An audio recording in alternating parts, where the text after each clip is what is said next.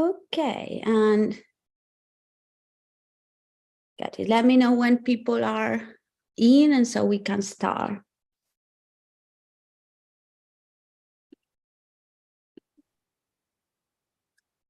Just admitting people now.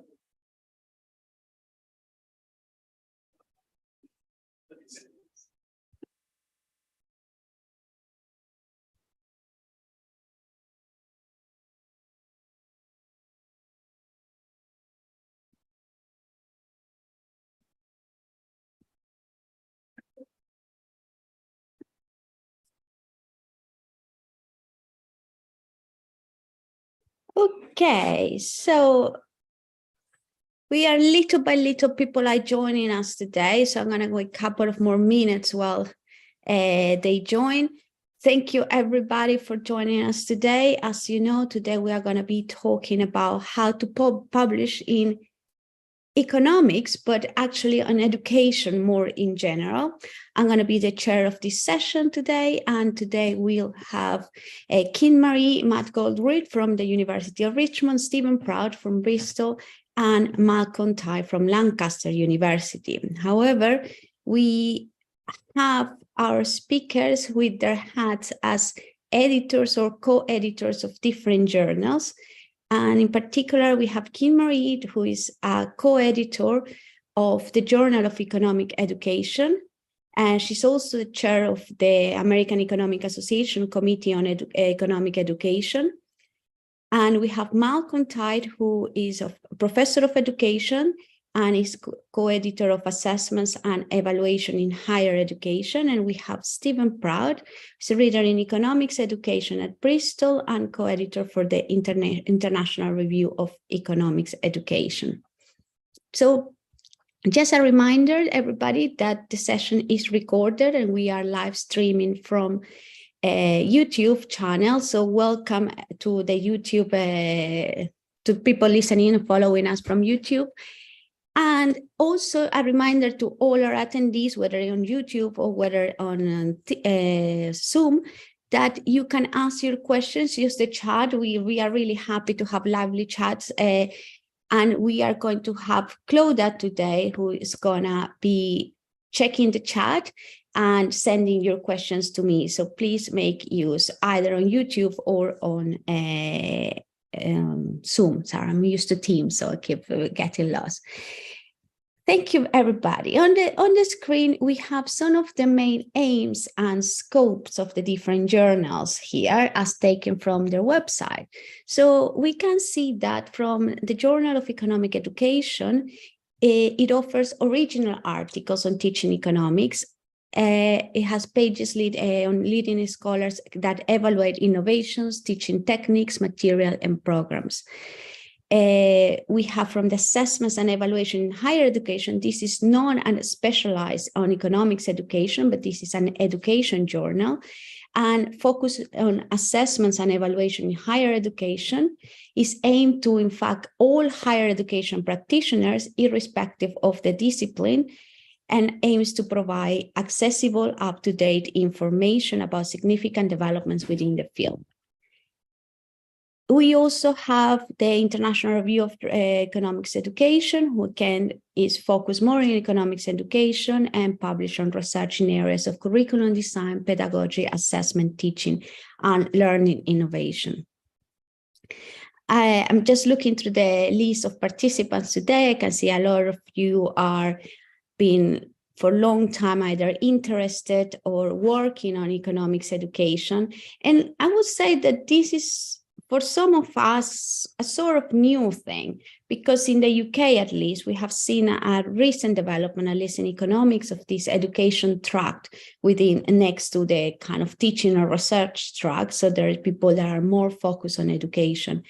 And there has been a lot of discussion on scholarship and kind of how we can contribute in our roles of educators to the scholarship in our discipline, which for some of us is a bit difficult because we come from a very specific background on economics. We did our studies in economics, PhDs in economics, and research in economics. So kind of transitioning through this kind of analysis of economic education and engaging with pedagogical techniques and with kind of sharing this practice, because a lot of us are doing, and I'm pretty sure I've seen a lot of your work doing very good practice in education, but then becomes very difficult on how we share this. How can we make this, convert this into research, into published papers? And I think this is kind of the type of conversation we want to have today with our speakers. So let me stop sharing so I can make it a little bit easier. And let me just invite our speakers to tell us a little bit more about, in your roles as editors, where are you looking in good papers that are published in your journals? And why should researchers here, listening later, should consider to publish in these journals? And if you have any recommendations for authors, and perhaps some typical rejection reasons. So I have a few questions for all of you. And let's start with King Marie. Thank you. I'm going to go ahead and share my screen. I have a couple of points that are much easier to make with slides, because there's a lot of information. As she said, I am co-editor with Sam Allgood, and our journal is perhaps a bit unique in the education realm because we do have a number of sections within the journals, and each section has a different goal. So I'm going to go through each of those sections, and I want to highlight what we're looking for in those sections.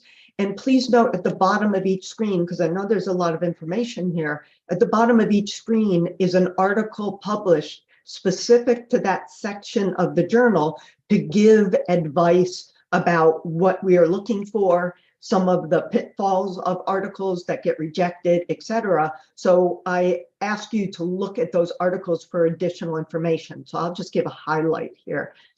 So the first section is the research section. This is original theoretical and empirical pieces, and it can cover a wide range of topics of teaching methods, learning attitudes, material effectiveness, or pedagogical processes.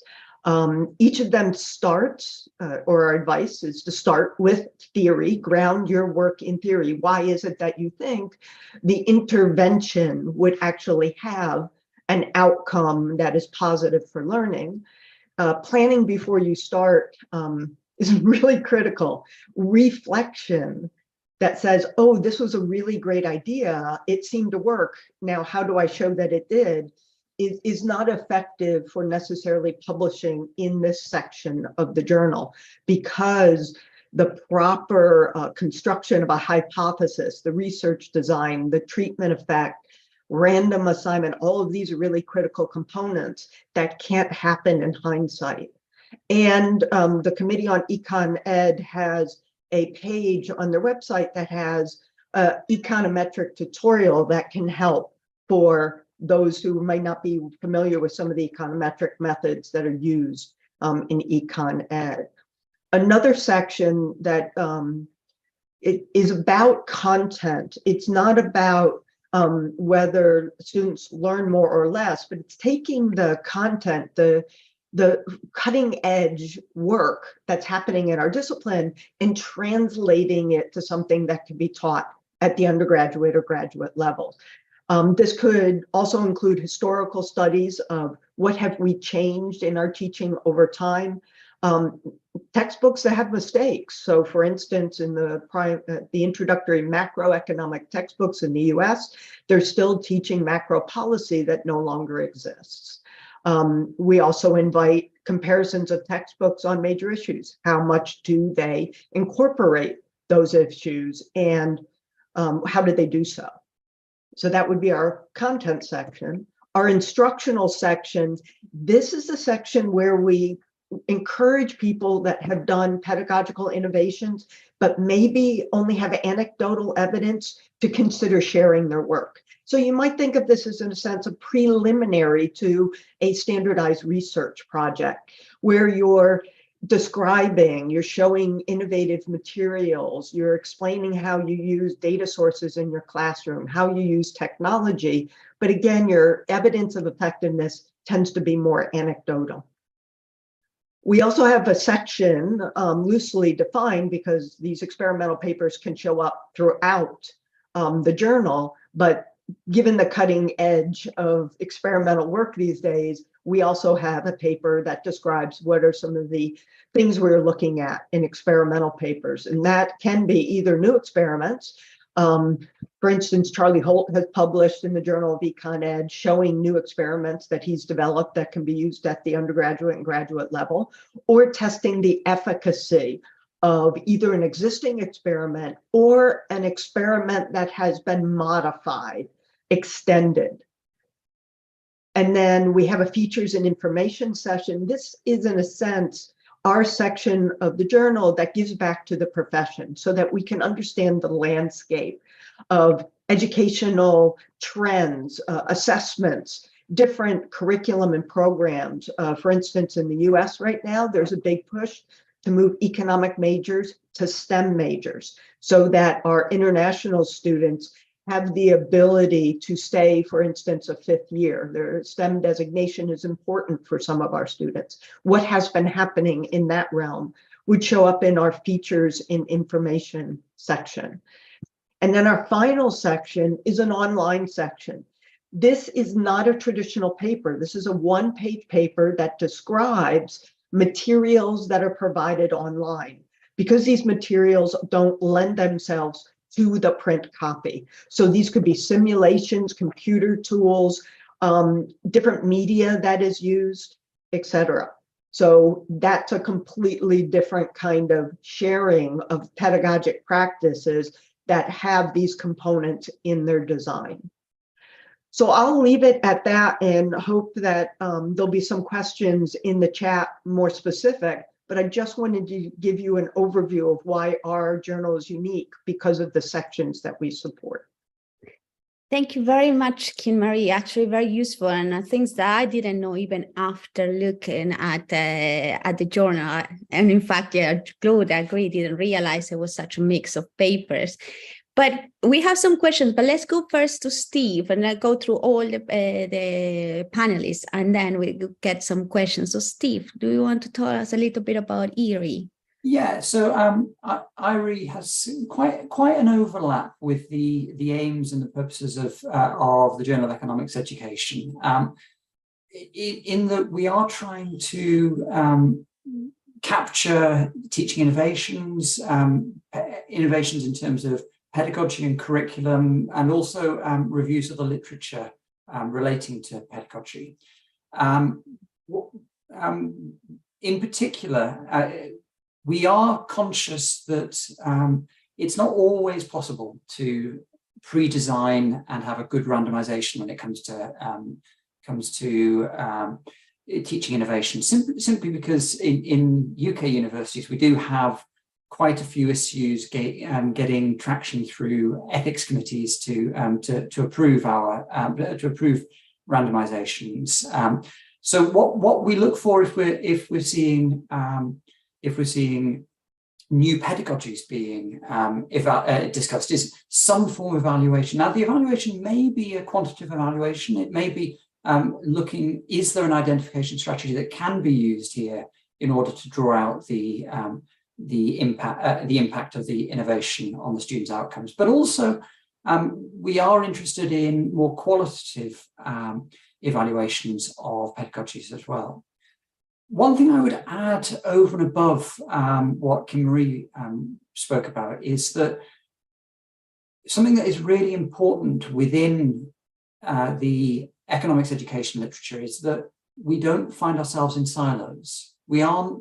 We're going to hear from Malcolm in a few minutes, but it's important to think about the fact that we aren't just developing a new pedagogy ourselves. We're not just thinking about curricula in isolation. We're not just thinking about assessment in isolation.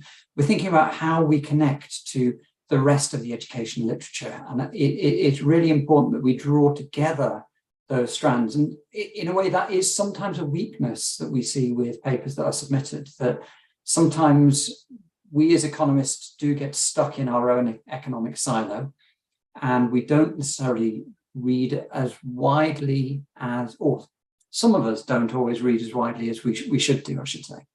I know I'm guilty of this, of starting in the economic literature and then discovering that what we're proposing has been done 10 years, 15 years, 20 years before in physics or in some other discipline. So that's something that is really important when we're thinking about what would make a good article. Is it grounded not just in the economics literature? Is it also grounded in the education literature more widely?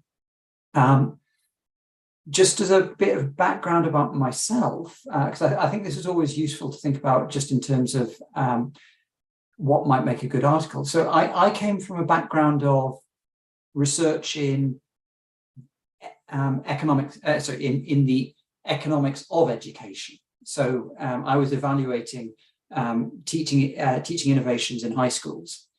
And sometimes we do get articles which are seeing International Review of Economics Education. That must be the economics of education. And we see an awful lot of articles that get submitted which aren't really in the scope. So the number one thing to try and ensure you get published is think, well, is this really an economics education? Is this the education of economics that we're looking at?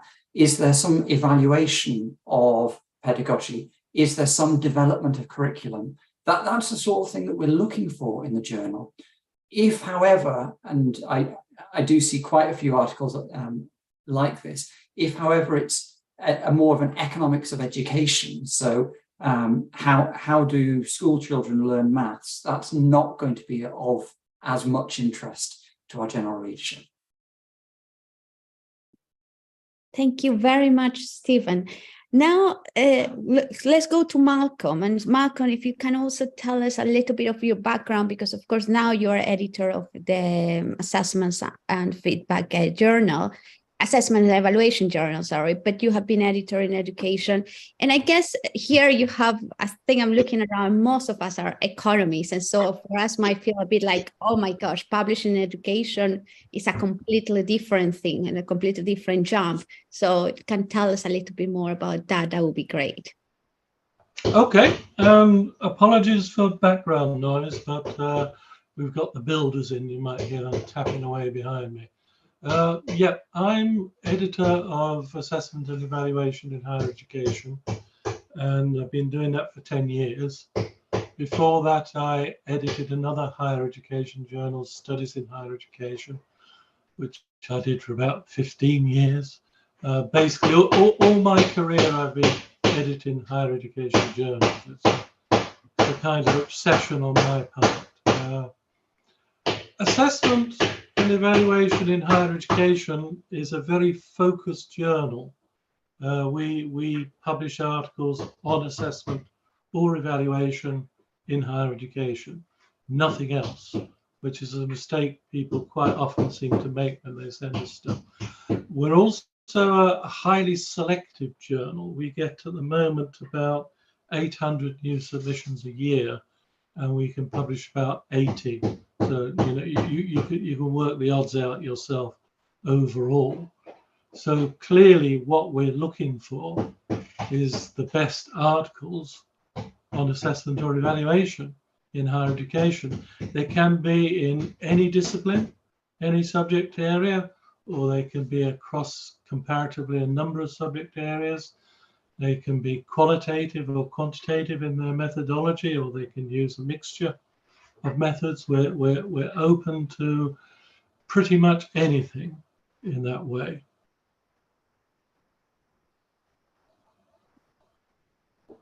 Thank you very much, Malcolm. So I have a few questions and, okay. Sorry, I'm just reading through the questions and so some very simple ones. And one is, how long does it take to get a paper from submission to final publication? How long does it take, and whether you need to pay to publish in your respective paper journals?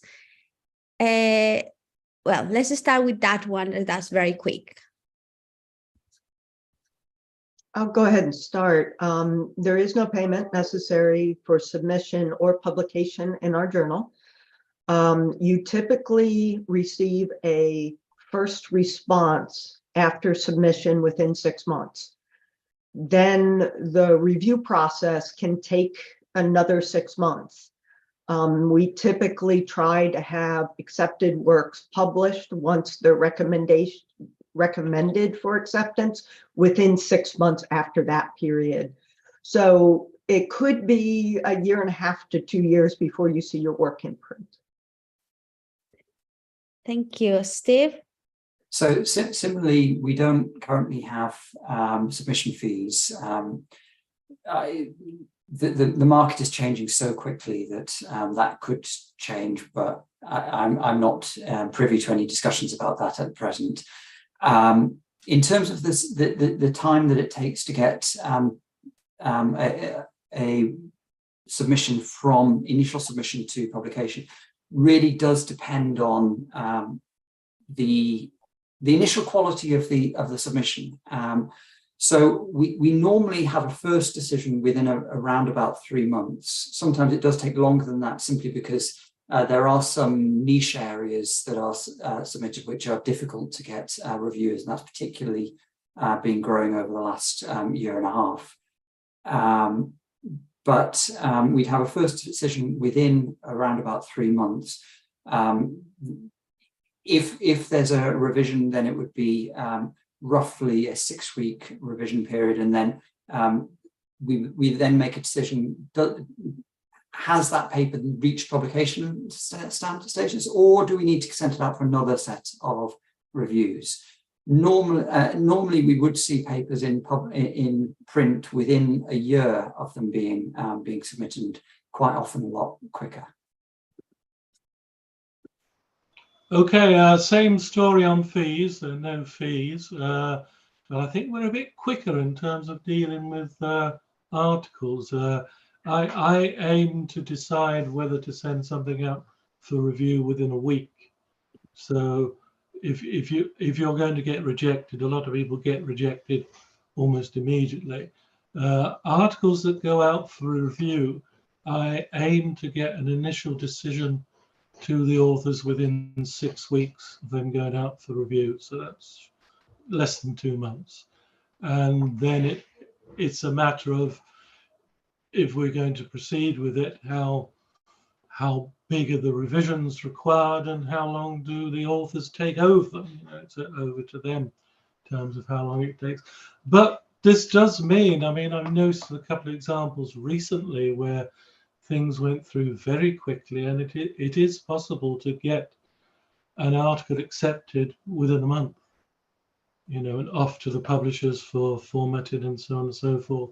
I mean, clearly, because there's quite a backlog, you won't get into print for another year, 18 months, but you'll be published online a lot quicker than that.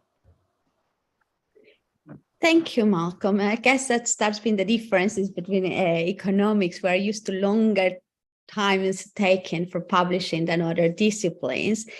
And so we have like a few questions on acceptance, rejection. Something that comes up very often, and I think is about how to collect evidence of impact in education. And I think this is related to what Steve was saying before, and this was a question who came in. So for instance, in the UK, things that we cannot do is, for ethical reasons, we are not allowed to carry out trials on students. So for instance, to say with this group I do this, and with this group I do something different, we use, like, it's very difficult to get ethical approval for that. We are almost not, it's not possible. But more in general, like what type of evidence? Because sometimes to see that a change in teaching innovation has actually had an effect might pass years, or might not be able to see, because it's something that for employability and these kind of things.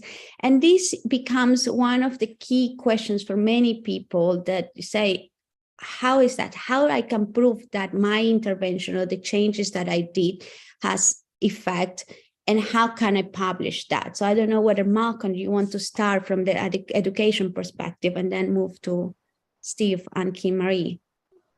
The typical ways authors go about doing this is either to collect data on student performance and compare it before and after, or with different groups, or to collect data on student opinions. What they thought about innovation, how they felt it worked for them. The difficulty is, of course, generalizing from that to other classes, other disciplines, other institutions, other countries. And there's always an issue that if you work on an innovation with your students, they will tend to be fairly well disposed towards it because they can see you're trying to improve things for them. So there's always that background issue of how transferable might this be. Thank you, Malcolm.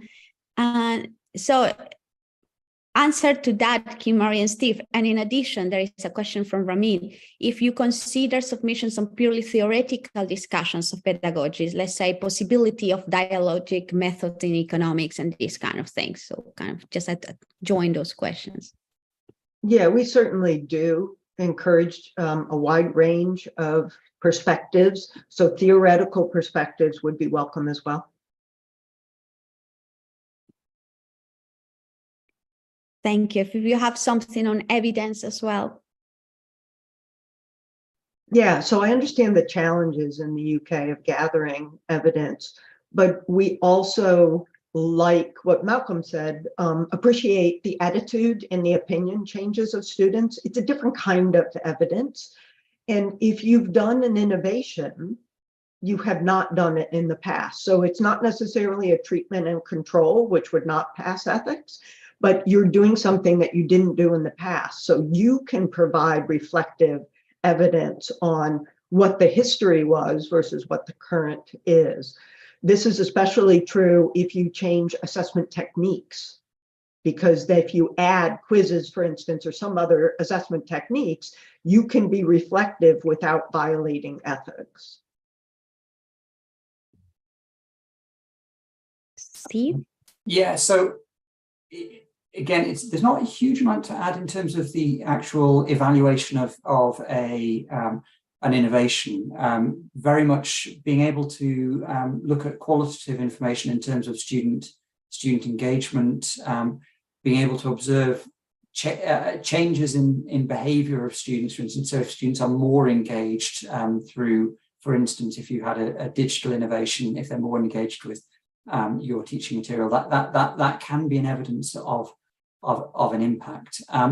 But there is a wider discussion about what we might mean by impact as well. And I think that it's important to not just think about impact of an innovation on students. And this comes back to one of Malcolm's points, the idea about generalizability and the external validity of the innovation, because one of the key bits of impact, really, if we've come up with an innovation, is being able to evidence that other institutions, other academics have adopted that as well. It's in standard economics research, it's sometimes relatively easy to measure impact through things like citation metrics, but also if you're being used to shape policy, that can be used as a way of evidencing impact. But this is particularly important when colleagues, particularly teaching track colleagues, are making applications for promotion, to be able to say, well, actually, I've introduced this innovation. It's been adopted by these other institutions on the back of my publication in IRE or in G or in assessment and evaluation. And that is actually going to be a really important metric for more teaching-focused academics going forward. In terms of the question about theoretical discussions, absolutely, we welcome any research that fits within the scope of economics education. What I would say is that this always has the general proviso that it needs to be well grounded within the literature, so that It's not just, I think this is a really good idea and this is what we should all do.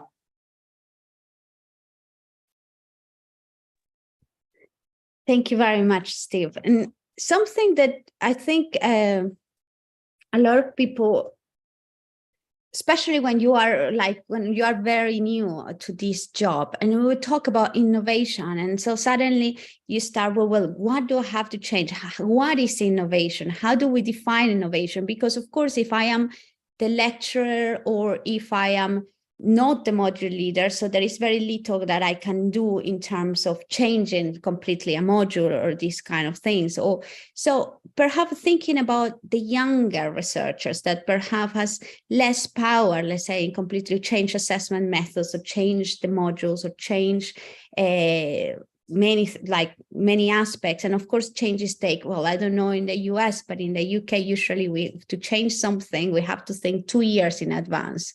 We have this year, we propose a change, then it gets approved, and then when we can actually implement the change. But what other things can younger research think about in terms of innovation in teaching and think in terms of research that can be published?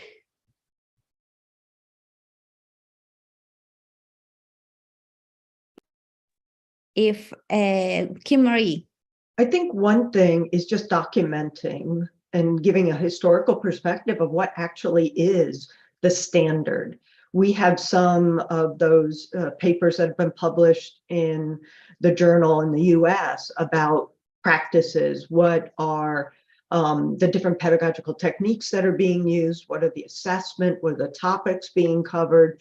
That would really go a long way to understanding what the landscape is before anyone attempts to shift the landscape.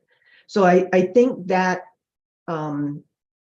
at different levels of higher education, at intro courses, at higher level courses, would be an amazing paper from any country more broadly. Great idea. Thank you, Kimori. Steve? I mean, I think there is a worry that, well, not a worry, but there's a concern of new researchers who are interested in working in economics education, that they have to come up with a brand new innovation and try it out with their teaching.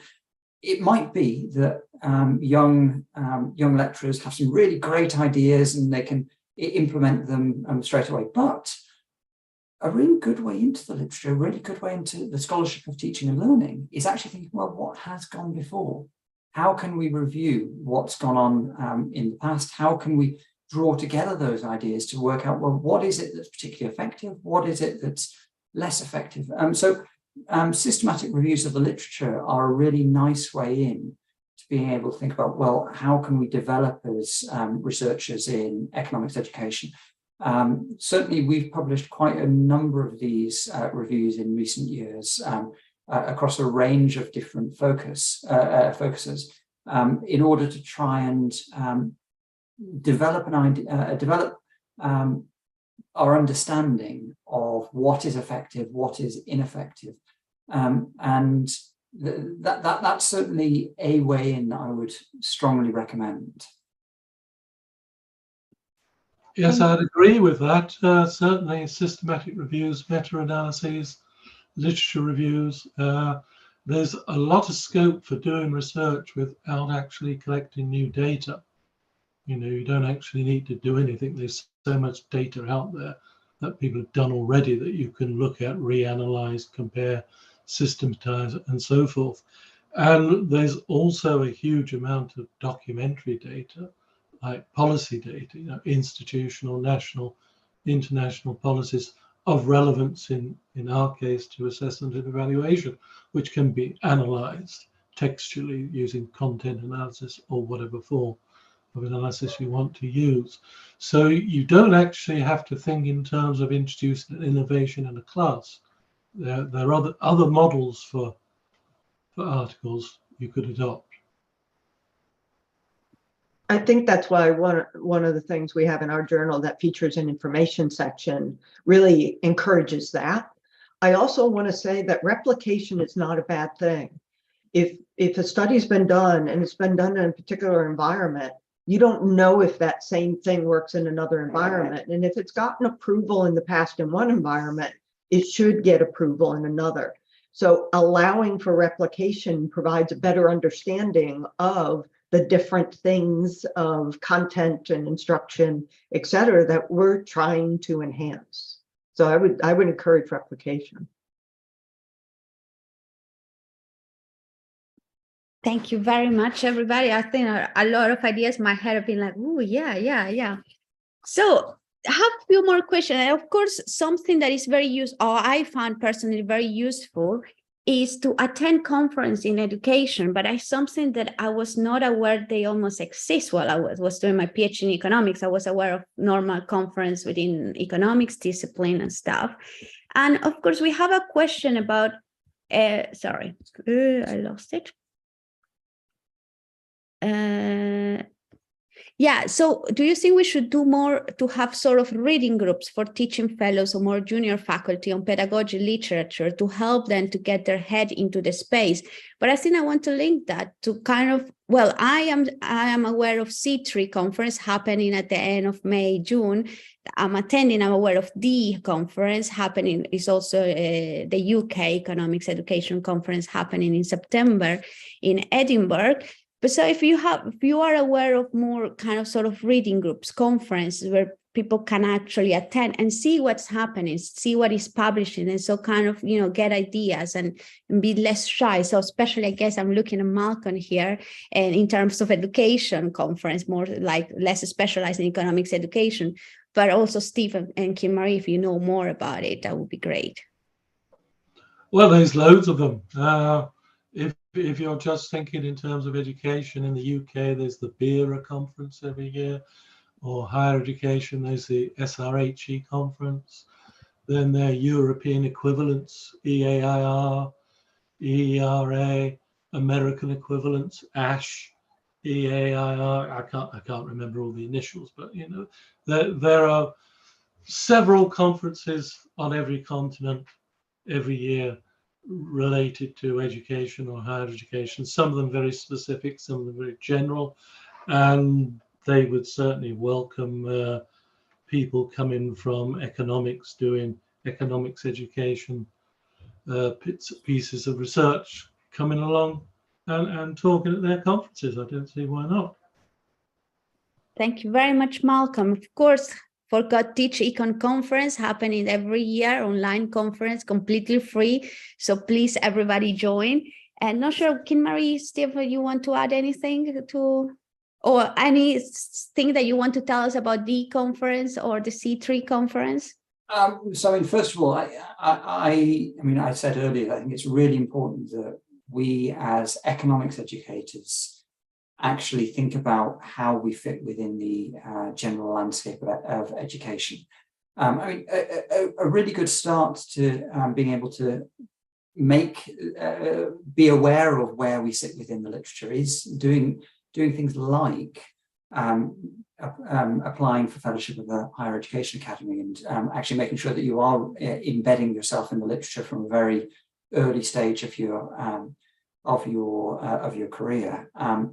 But very, very much it's an important element if you're going to be thinking about publishing in scholarship of teaching and learning, to think, well, what is it that the other disciplines can bring us? I mean, the entire area of flipped learning in economics, we didn't invent flipped learning. People like Eric Mazur in the US were doing this tens of years before most of the economists started writing about this, and it's very much thinking, where do we stand? Reading more widely is just so key to being able to develop a good understanding. And if there are communities of colleagues working in scholarship of teaching and learning in your home institutions, I'd encourage getting reading groups within your department. I'd encourage reading groups beyond your department, so reading groups across the faculties or across the university, to be able to draw on each other's disciplines. What works in those disciplines might be transferable into our own. Thank you, Steve. Kim Marie, not sure if you want to add something. I just want to promote T-Tree at the end of May. One of the reasons we designed it the way we did is we did want it to be servicing the education community in economics. So we don't just have research papers. We also have panels, we have keynote speakers, and we have workshops. So the workshops can be on enhancing diversity, equity, and inclusion and belonging, for example. So it's a very different kind of conference than your traditional economics conference, and that was purposefully designed. The program for this year is up on the AEA Committee on Econ Ed website, along with a bunch of other resources that support economic education. Thank you very much, Kim Marie. I'm quite looking forward to it. It's in Portland, so capital of beer, so really looking forward to that. There is a question from Carlos, and I guess it's mostly for Steve and Kim Marie, and says, can I ask if you could explain a bit more what constitutes economics education? So most papers seem to present studies, data on economic principles, but are studies that involve the learning and teaching of, say, math, stats, or econometrics, and also economics education? We've published articles on econometrics, understanding how in two realms, understanding how pervasive it is as a requirement in the major in the US, and also the content typical of courses. We have also published different articles on how we enhance math skills of students. So those are certainly within the realm of the Journal of Econ Ed. I mean, similarly, Irie, if you're teaching economics, we very much welcome papers related to subjects linked to economics. So maths and stats for economics is certainly something that we would want to see. And that might be how you go about teaching economists mathematics, how you embed the practice of economics into that maths and stats. It might be about particularly how you draw out particular econometrics ideas. It might even be thinking about the curriculum within econometrics. There is a reason why we see a lot of principles of economics research, though, and that is just because it is because it's often the largest unit that students study, because it's often the first unit that a lot of students study, and it's much easier to get traction with innovations and with looking at those courses, just simply because the numbers are so much larger. I mean, this is particularly in the US, but even in the UK, we do tend to have larger core economics units than the supporting maths, stats, and econometrics across our institutions. So that does make it more likely that you're going to get research in that area. Similarly, I'd love to see more research on things like flipping classrooms, for instance, in higher level units. So maybe in elective final year units, how does it work in an environmental economics unit compared with an education economics unit? Does it work in the same way? Does it work in the same way in a principles unit in the first year as it does with a final year unit? Those are sorts of really important questions, but are potentially less studied simply because the principles units are so much larger than some of the elective units that you get in subsequent years. Yes, we are biased by sample sizes, and so we like large classes, and because it gives us large sample sizes. So I have also a question about, of course, we have focused here in teaching, in the typical teaching of economics within like the classroom, but what about those of us, or those of you who are actually teaching within university, for instance, teaching professionals, teaching MBAs, teaching these kind of things, will be either in education or in economics education, things that you might be interested about, for instance, the difference on how it is teaching or assessing, let's say, normal students than assessing professional people or these kind of things. What do you think? Let's start with Malcolm this time.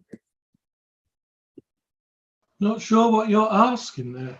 So I guess it's we also, not all of us, but there are sometimes that people teach MBA, so people that are not typical students within a university, professionals. You do short courses for professionals outside university that perhaps they are not looking for a typical degree in economics or just a typical degree in general, but you are looking for just getting some knowledge. And would that be part of interesting for your journals? Yes, yes. Anything related to assessment and evaluation in any part of higher education. So yes, we get lots of stuff about postgraduate professional courses. We get lots of stuff about doctoral provision.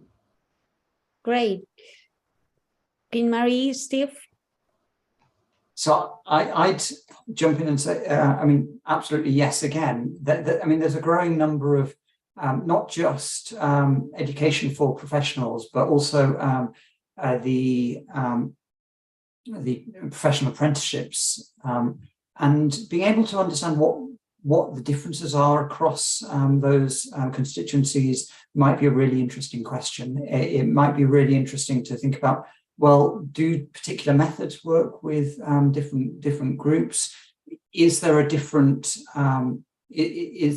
demand from the different groups in terms of how we teach, what we teach? I mean, there is an ongoing discussion about what should go into economics education for managers compared to economics education more generally. And all of these are really interesting questions, which I would very much welcome, with the usual provisos, as long as they're done well, as long as if we're evaluating an innovation, it's properly evaluated. Thank you very much, Steve. Kim-Marie, do you want to add anything? Happy with that? Yeah, I think we have slightly more limited scope because we absolutely encourage graduate economic education studies and reviews of those programs. But the MBA is a little bit harder. It has to be very specific on economic education rather than the MBA more broadly. But we have published master's level MBA kinds of papers in the past. It just has to be economic education at that level. Thank you. I have more or less two more questions before, but one question, I want you to think, there is some questions about rejection, but instead of asking you individual questions, I want you to think more or less the last 10, 20 desk rejections that you had. What were the main reasons for that? And if you find a theme or something. Shall I kick in there? The ones that really stand out is, despite having sent it to a journal called Assessment and Evaluation in Higher Education, it's not about assessment or evaluation in higher education, it's about something else. Poor drafting, such that I try and read the abstract. If I can't understand the abstract, it's gone, it's rejected. And lack of engagement with the journal. It is surprising the proportion of people who write to a journal, send an article, yet they don't appear to have ever read that journal. Or if they have, they haven't found anything in it worth referencing. I mean, that's just an insult. Thank you, Malcolm. Kim-Marie? I would say I echo all of Malcolm's comments, and more specifically, if I can't discern the contribution, if there's not a clear statement of the contribution, that's an easy desk rejection as well. It's not just, I like to do this. This is what I'm adding to the economic education community. Steve? Yeah, I mean, I'd echo everything that's been said. We do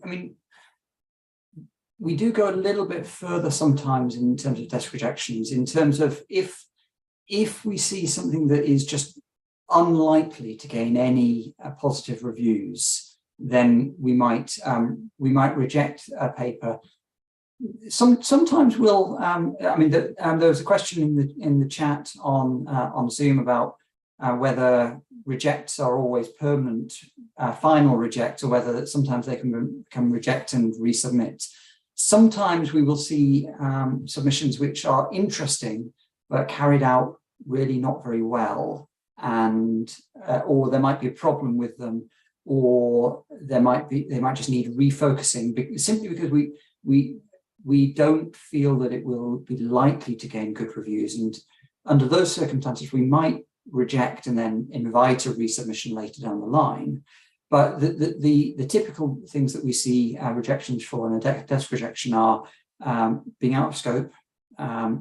We see an awful lot of submissions for things like high school education, or for education of other subjects, or even the economics of education. So this is one of the areas that we get the most problematic submissions, because there is sometimes a very fine line between what is the education of economics and what is the economics of education. And that tends to be the main thing that stops things being even sent out for review. Thank you, Steve. So I guess kind of well, there are a few more, but getting towards the end, something that's come out, what about new trends in publication? So of course, there are going to be things on assessment. I bet there are going to be a lot of GPT and artificial intelligence, and how to use or avoid the use of these, and how you are going to be able to kind of evaluate these papers that are going to be kind of very new at this stage, because the whole technology is very new. But also kind of thinking about something that has been in the public quite a lot, is about mental health. And there's a lot of us that, in addition to our roles, we have a lot of pastoral support roles. We have developed a lot of kind of, interventions to support student mental health. And would that be also part of, could be potentially part of the publication, or do you think that is not part of your journals?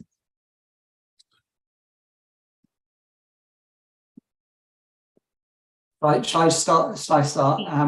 In terms of, as long as it is within the scope of the journal, then it's something that is of interest. If we're thinking about how economic students are being affected in terms of their mental health by economics education, that may be something that could gain traction with the journal. If it's psychology students, then no.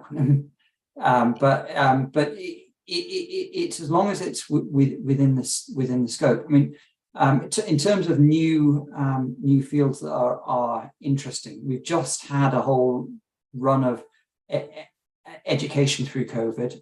I'm absolutely sure that we'll start to get a run of papers talking about how we can redesign assessment through ChatGPT and other forms of AI.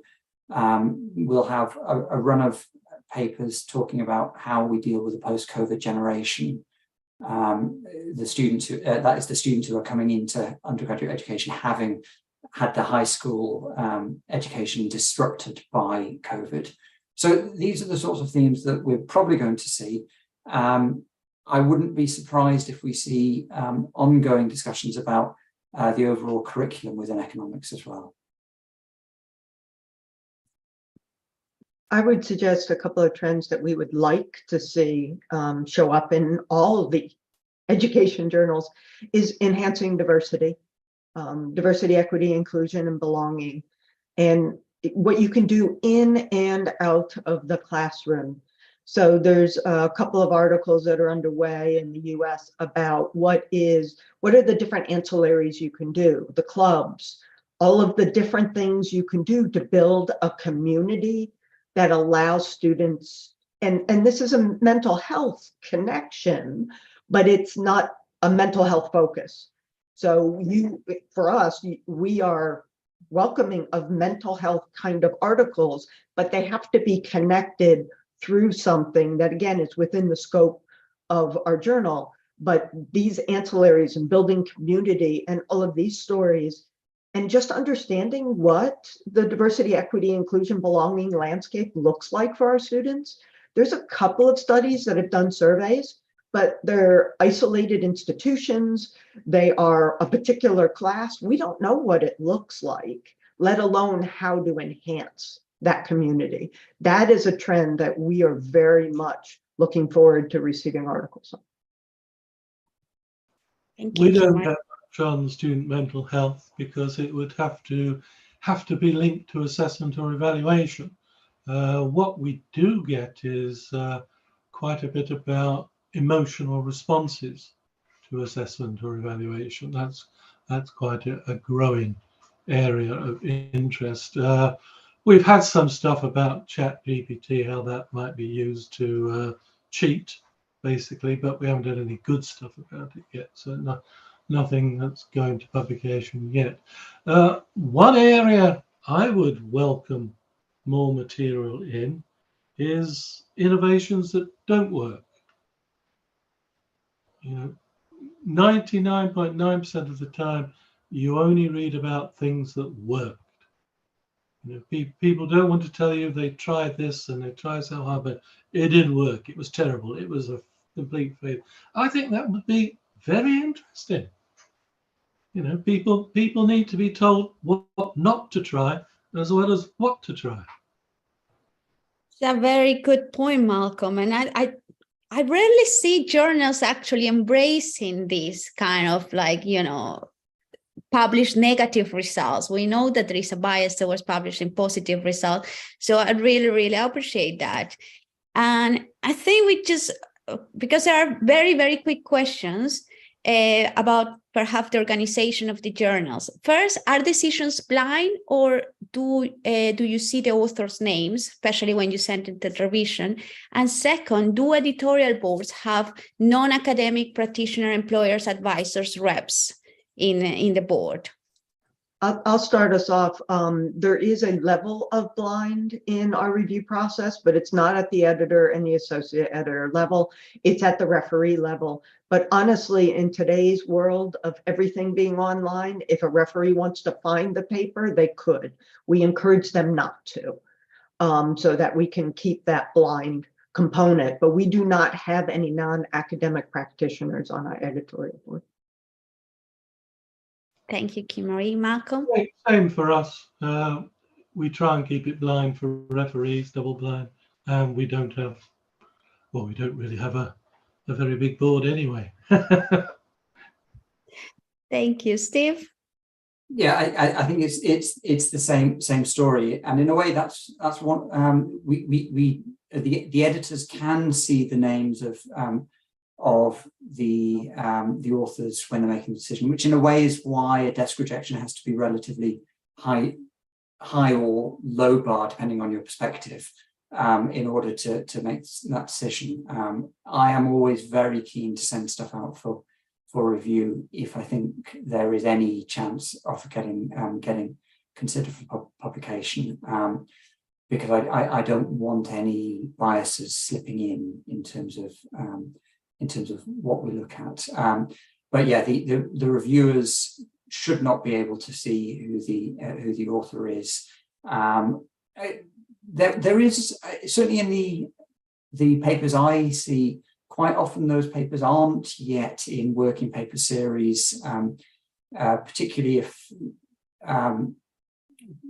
from those who are submitting who are teaching focused. So it is sometimes harder to find the paper than maybe it is for G submissions. But yeah, also I'm not aware of us having practitioners in our advisory board, but it's certainly an interesting and a good suggestion. Thank you very much. And I just want to say thank you very much, of course, to our panel for answering all our questions. Some more weird than others. Thank you very much to the people here attending, because I know it's like a week before Easter or something, so getting towards our relaxed time. I just want to invite you all to join the various conferences, the various places. As I mentioned a few of them before, but next week we have the Royal Economic Society conference. There's going to be one session on education and training. I think Steve is going to be there. We have a session on diversity. I'm leading one of the sessions on diversity in the UK, but also we have the C3 conference coming up, the D conference coming up, the CTEL conference coming up. So I really hope to see you all there. And other than that, have a good rest of the day, a good rest of the afternoon or the morning, wherever you are. And I'll see you at our next session. Thank you very much. Thank you, everyone. Bye.